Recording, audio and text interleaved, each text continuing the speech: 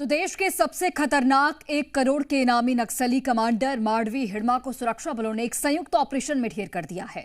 आंध्र प्रदेश, छत्तीसगढ़ और तेलंगाना के tri junction के पास मारेदू मिल्ली में घने जंगलों में हुई मुठभेड़ में हिडमा के साथ उसकी पत्नी राजेश समेत 6 अन्य नक्सली भी मार गिराए गए। हिडमा का मारा जाना लाल आतंक के खात्मे की दिशा में एक निर्णायक कदम है।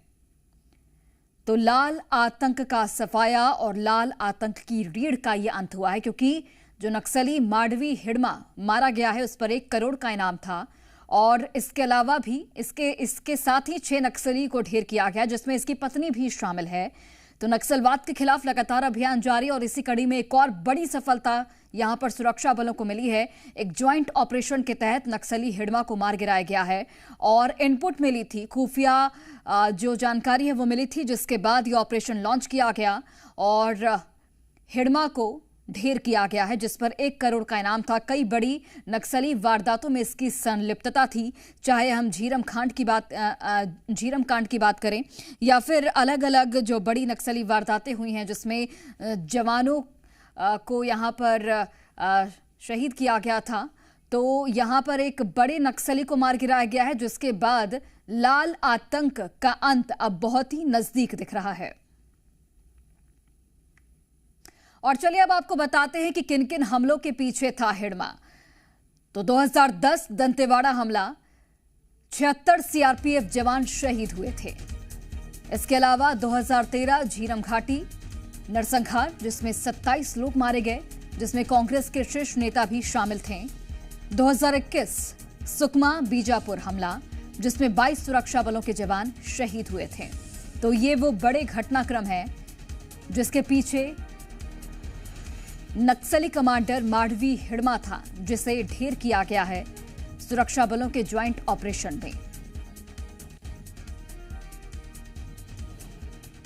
तो झीरम घाटी नरसंहार जिसे आज तक याद किया जाता है और इसमें भी एक प्रमुख भूमिका नक्सली हिडमा ने निभाई थी।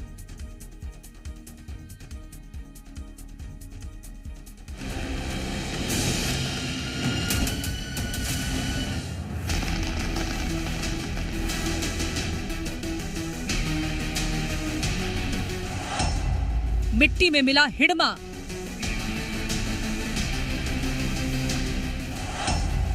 हिडमा का गेम ओवर।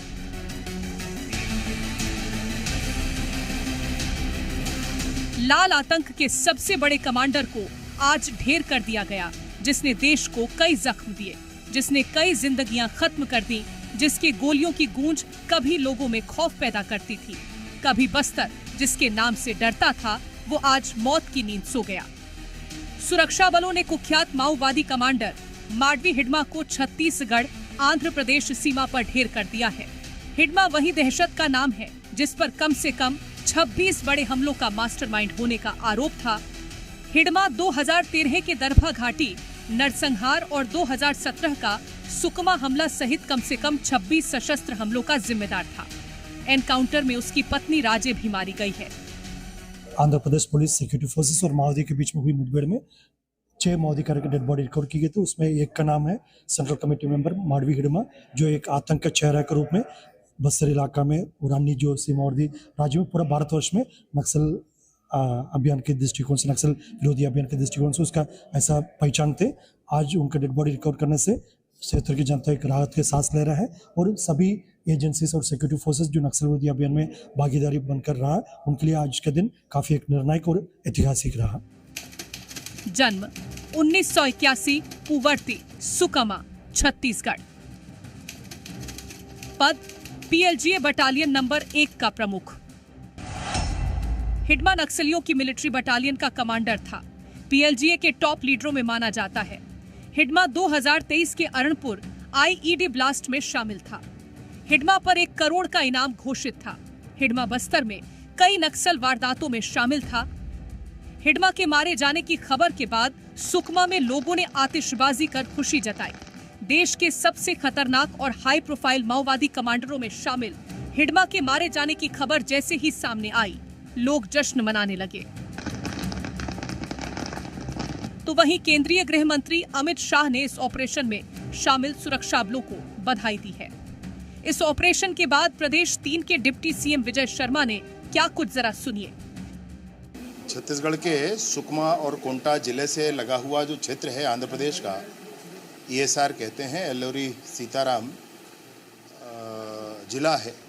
उस जिले में एक पुलिस मुठभेड़ में कुछ आतंकवादियों, कुछ नक्सलियों के न्यूट्रलाइज होने की सूचना है और उस सूचना के आधार पर उसमें जो नाम सामने आए हैं उसमें एक CC मेंबर जो पिछली बार बना था, हिड़मा, इसका भी नाम है। तो ये जो उसमें उसकी पत्नी और 4 उसके और साथी, ऐसे सारे लोगों का नाम है। मैं बस्तर के क्षेत्र से जितने लोग नक्सल संगठन में गए हैं सबसे विनम्रतापूर्वक आग्रह करता हूँ, केंद्रीय गृह मंत्री जी ने हाथ जोड़कर निवेदन किया है, मुख्यमंत्री जी ने हाथ जोड़कर निवेदन किया है और बार बार मैं भी इस विषय पर उनको ध्यान दिलाते रहा, आग्रह करता हूँ।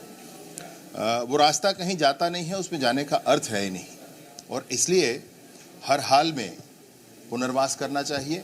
सरकार की तरफ से इस बात को पूर्ण आश्वासन के साथ मैं कहता हूं कि आपके मान सम्मान की भी चिंता करें।